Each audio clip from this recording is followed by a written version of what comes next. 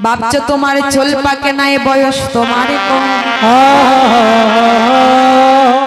ওরে তাই বুঝি জম আসবে না রে কাইরা নিতে দম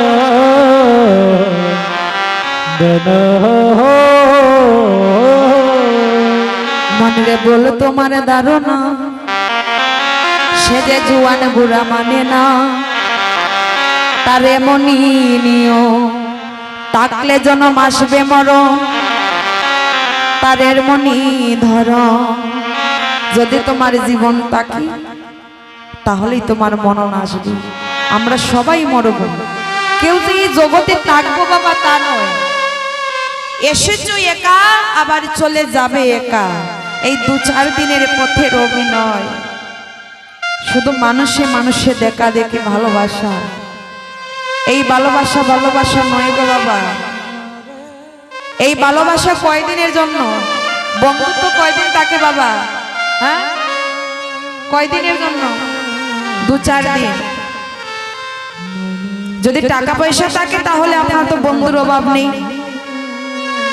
আপনার বন্ধুর প্রয়োজন নাই কিন্তু আপনার বন্ধু দেখবেন অনেক আছে যেদিন দেখবেন টাকা পুড়িয়ে গেল আপনার কেউ আপনার পিছনে নেই কারণ এই সংসার একমাত্র টাকাকে ভালোবেসে আপনার সঙ্গে বন্ধুত্ব করবে কিন্তু এমন ভালোবাসা ভালোবাসা নয় গো বাবা যার সঙ্গে ভালোবাসা করিলি যার সঙ্গে প্রীতি করিলি গোবিন্দ চরণে যাবার আশ্রয় মিলি যার কৃপা মিলি তার সঙ্গে ভালোবাসা করো কিন্তু বাবা দেখুন আমাদের দুর্ভাগ্যটা কেমন ভগবান কৃপা করে আমাদের অঙ্গনে আসে কিন্তু আমরা কীর্তন শ্রবণ করতে পারি না আহারে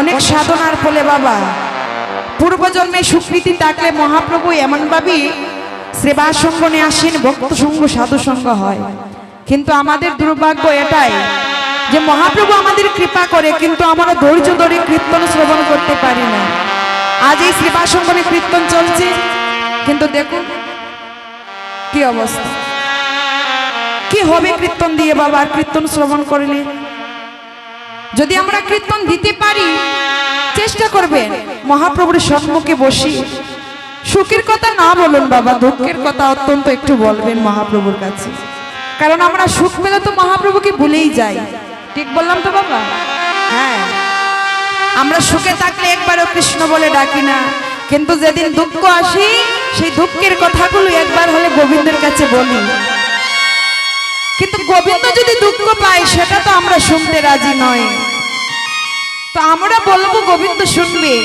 এটা কেমন করে হয় সময় থাকতে করুন সময় থাকতে ভজন করুন বেলি অবসান হয়ে গেলে আর হবে না যেদিন এই জীবন বেলায় এই সূর্য ডুবে যাবে এই সূর্য আর কখনো উদয় হবে না উদয় হবে বাবা হ্যাঁ তো আজ দেখুন বিকাল বেলা সূর্য অস্ত চলেছে আবার প্রভাত সময় সূর্য উদয় হবে কিন্তু যদি আমার মানব জন্মের এই সূর্য একবার ডুবে যায় ওই সূর্য আর কখনো উদয় হবে না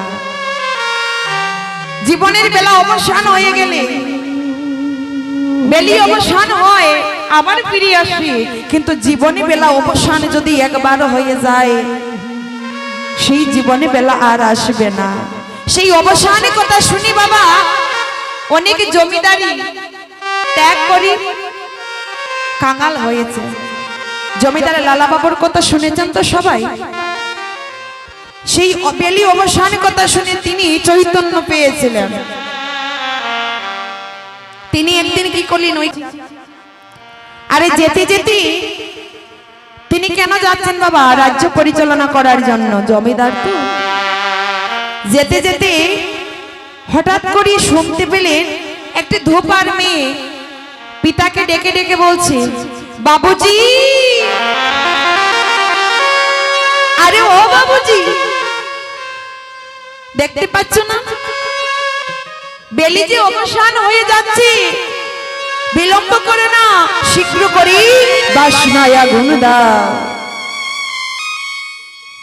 যেই না এই কথা বলছে যে বাবুজি বেলি অবসান হয়ে যাচ্ছে, বাসনায় আগুন দাও, এবার লালা বাবু ওই দাড়িকে ডেকে ডেকে বলছে, ওরে দাড়ি, ও কি বললো রে?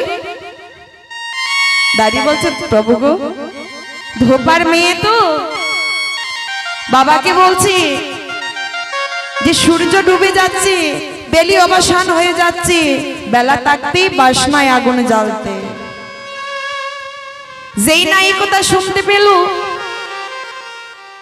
লালা বাবু আমার থেমে গেলেন। এই যে আস্তে আস্তে, এত কথা কিসের রে ভাই? 5 মিনিট কীর্তন শ্রবণ করবেন বাবা, আপনার চরণ ধরে বলছি, মন দিয়ে কথাগুলো লক্ষ্য করবেন। যেই না লালা বাবু আমার শুনতে পাচ্ছি যে বেলি অবসান হয়ে যাচ্ছে, বাসনায় আগুনে জ্বেলে দাও, মনে মনে চিন্তা করলেন, বেলি অবসান হয়ে যাচ্ছে, বাসনায় আগুন জ্বালতে বলছি। বলি আমার জীবনে বেলায় তো বাসনায় আগুনে জ্বালা হলো না, আমার তো জীবনের বেলায় অবসান হয়ে যাচ্ছে, আমি কখন আমার বাসনারে গাদায় আগুনে দেব? এই বলি লালা বাবু আমার পালকি থেকে নেমে ধীরে ধীরে ঘরের মধ্যে গেলে, গিয়ে সবাইকে বলছি, ওগো আজ থেকে আমি আমার সব কিছু পরিত্যাগ করলাম, আমি আর জমিদারি করব না। জমিদারে লালা বাবু সব কিছু পরিত্যাগ করি একই কাঙালের বেশে ধারণ করি তিনি ছুটে গেলেন কোথায়? শ্রীজীব গোস্বামীর কাছে। আজ শ্রীজীব গোস্বামীর কাছে কি গুরুদেব গুরুদেব বলে ডাকছেন। গুরুদেব বলছি, একই এই সময় আমাকে কে গুরুদেব বলে ডাকছে?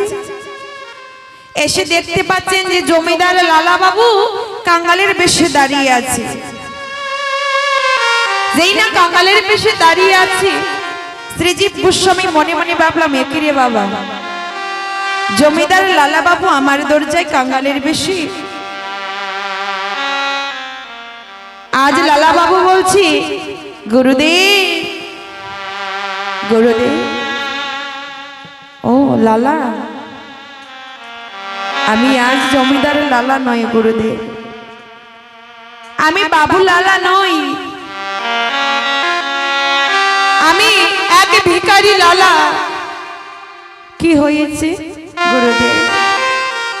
আজ আমি সব কিছু পরিত্যাগ করি তোমার কাছে এসেছি গুরুদেব, তুমি আমায় ভিক্ষা দাও।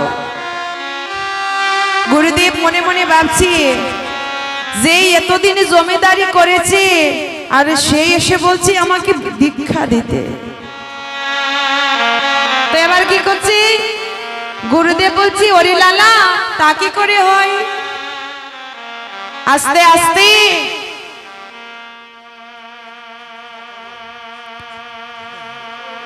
বলছি, তা কি করে হয় রে লালা? এতদিন জমিদারি করলি আর এখন তো কি আমি ভিক্ষা দেব? তুই ভিখারি সেজেছিস, তাহলে যা, ভিখারি যখন সেজেছিস নগরে নগরে গিয়ে ভিক্ষা করে নিয়ে আয়।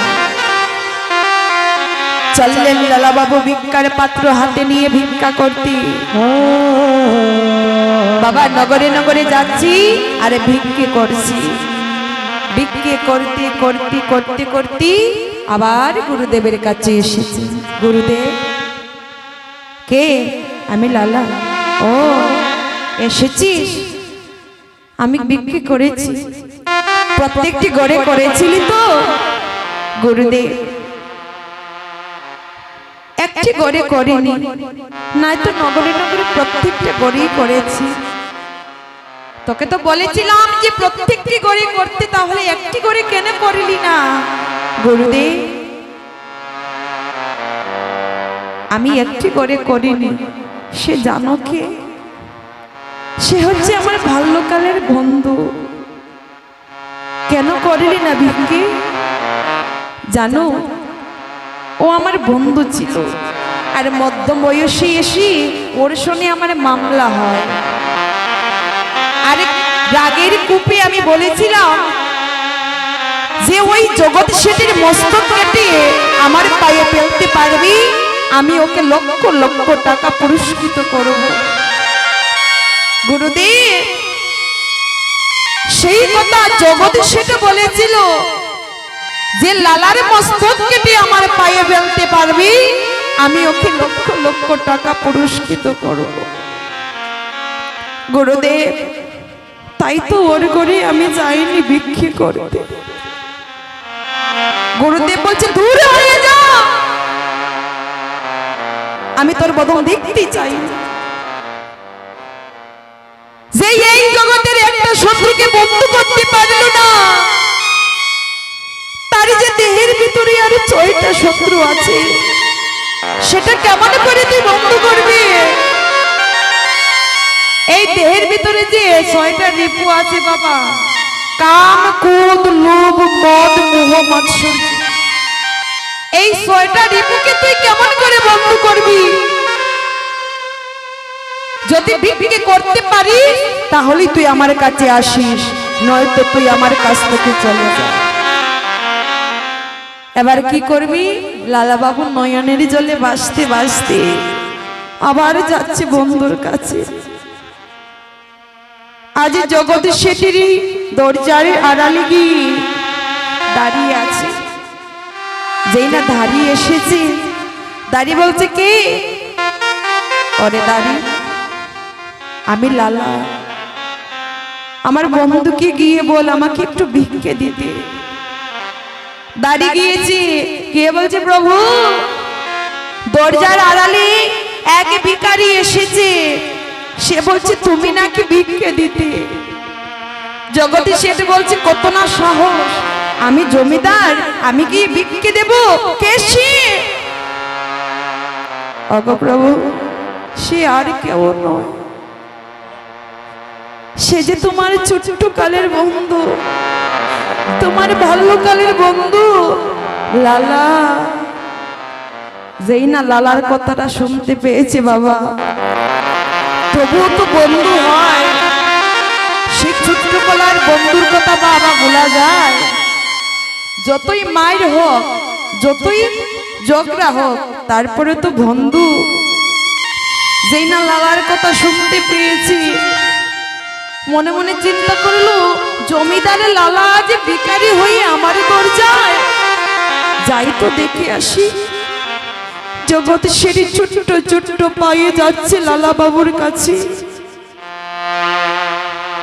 গিয়ে বলছে ওরে লালা তুই এখানে, তোর এমন দশা কেমন করে হলো রে? যেই না লালা বাবু জগৎ শেঠকে দেখতে পেয়েছে, আজ বক্ষে জড়িয়ে ধরে বলছে ওরে বন্ধু আজ আমি তোর দরজায় এসেছি রে। জানিস আমার না মেলে অবসান হয়ে যাচ্ছে, আমি বাসনায় আগুনে জ্বালানোর জন্য তোর কাছে এসেছি বন্ধু। লালা রে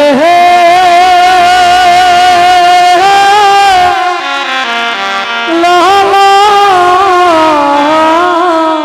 রে লালা রে ও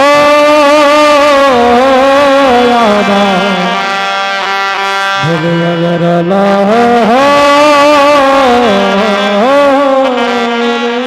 বন্ধুরি আমার বাসনের গাদায় আগুনে জেলে দেব, তাই মনে মনে ভাবলাম তোর সঙ্গে তোমার শত্রুতা ছিল, তাই আলাম আবার বন্ধুত্ব করতে। এবার জগৎ শেঠ বলছি ওরে লালা তোর জীবনেরই বেলায় অবসান হয়ে যাচ্ছি, তুই বাসনারি গাদায় আগুনে জেলে দেবি বলে আমার কি আর বেলে অবসান হবে না? বলি আমি কখন আমার বাসনারি গাদায় আগুনে জেলে দেব বল? তাই আবার কি করছি, ওই জগৎ শেঠ লালা বাবুর কাঁধ থেকে গামছা নিয়ে রাজবেশ পরিত্যাগ করে সেই গামছা দিয়ে লজ্জা নিবারণ করে এক বন্ধু আরেক বন্ধুর গলে জড়িয়ে ধরে বলছে, বন্ধু আজ দুজনে মিলেই বাঁশখালী কাদায় আগুনে জেলে দেব। ওরে লালা বাবু ছিল জমি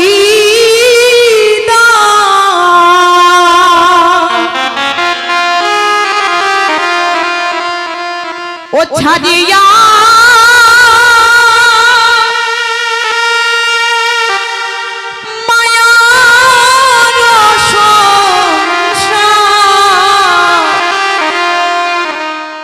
হইল পতের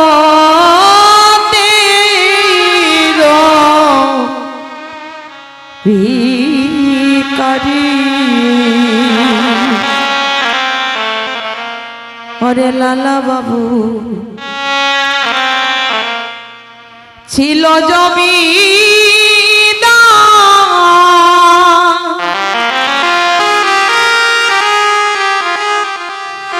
চারিয়া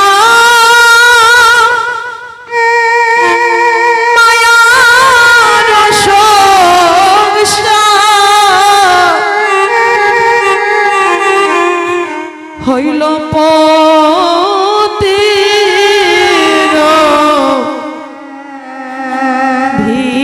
ভিখারি।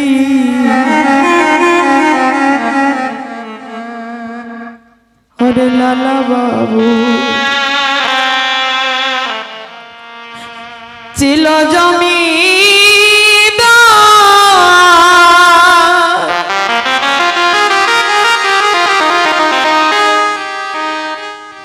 চারিয়া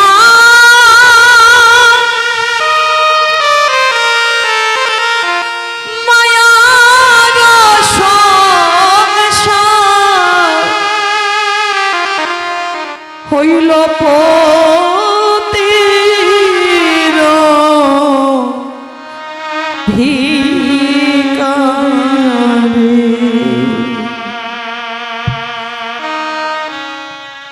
আজ জমিদারি ত্যাগ করে দুই বন্ধু একসাথে হই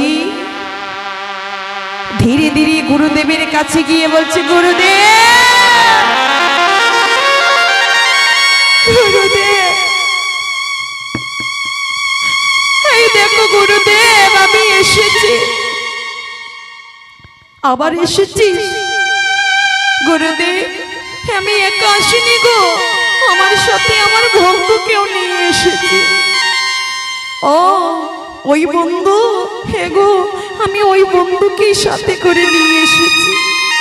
গুরুদেব আরে বিলম্ব করো না, এবার আমরা দুই বন্ধুই দীক্ষা নেব।